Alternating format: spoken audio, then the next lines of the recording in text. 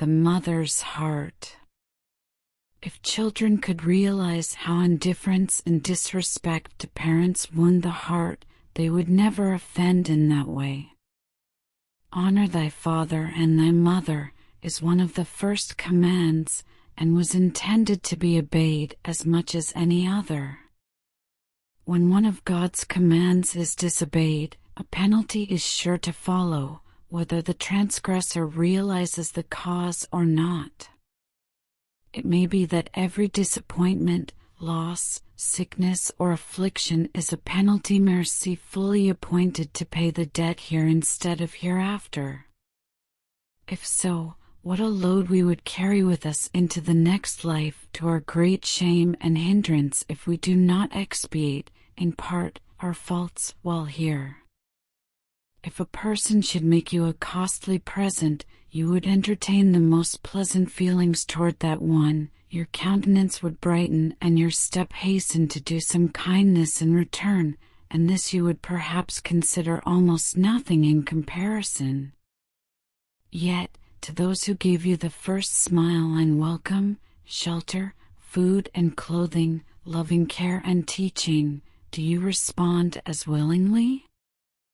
If so, how sweet must be the thought; if not, there will be much to regret some day.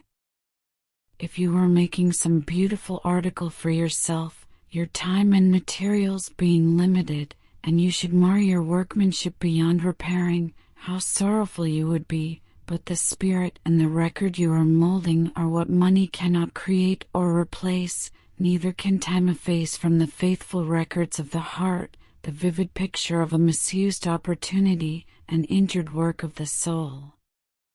There is some consolation in the knowledge that repentance cancels part of the offense, if not its result, but the heart that never repents or seeks to amend its wrongs, the heart that fosters ingratitude, is cultivating an element that will at last destroy every bright attribute and hope. Let me tell you a story or two from life to show you the tenderness of a mother's heart, its long, enduring love.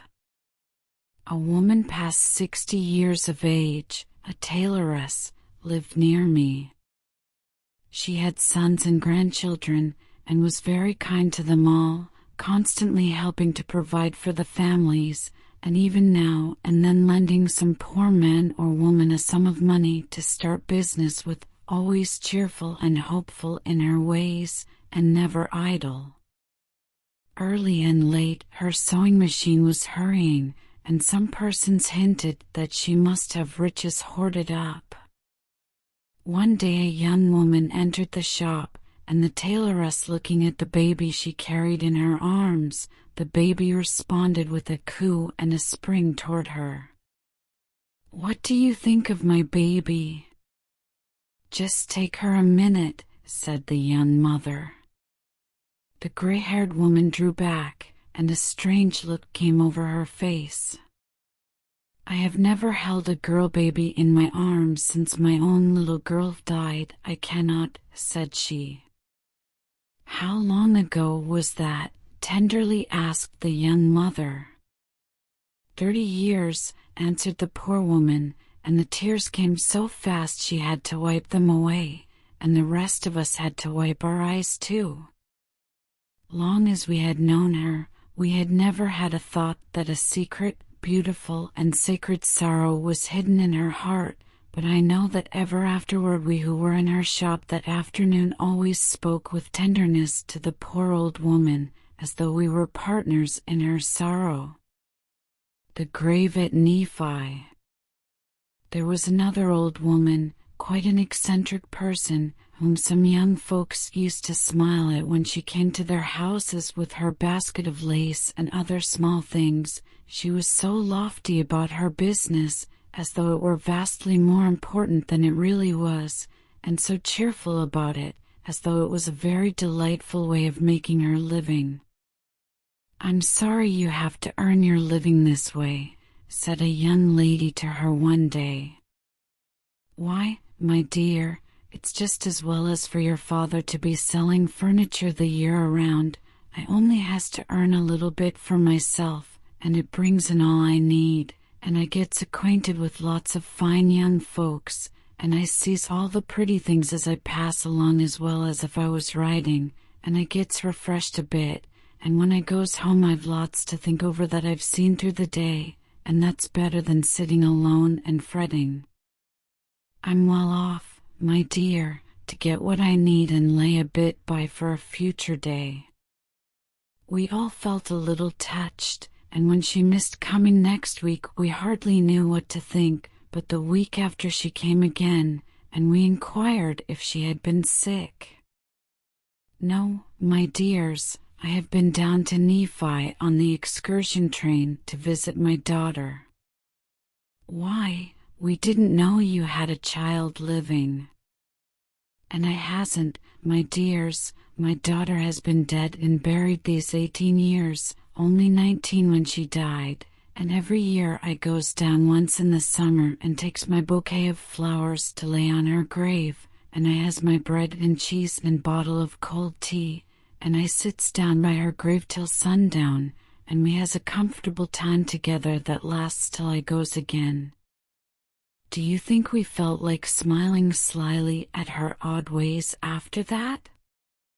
One of us went out and brought a tray with refreshments, and never forgot to do the same thing in all her after calls. She had kept her decoration day years before it had become a national custom. Let me tell you of another mother's faithful heart. This woman had such love for children, such tender pity for the orphan, that she had, when we first met her, raised 3 adopted children of different parentage. One day a person said to her, "You never had a child of your own, did you?" "Yes, I have got a son of my own," proudly answered the dear old lady.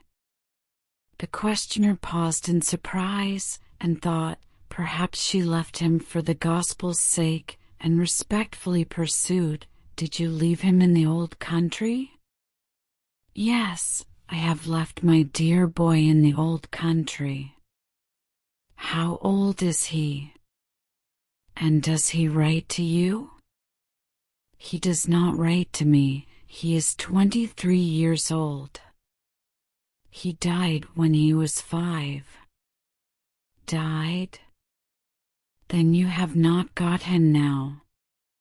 "Yes, I have got him now. I have got him all the time. I have never lose him. He is mine." Children, let these brief stories prove to you that each heart bears its own hidden, sweet history, and to be careful when meeting the aged, the poor and humble, to speak kindly and show them respect. Perhaps this is all you can ever do for them, and you little know what might be revealed to claim your pity and admiration.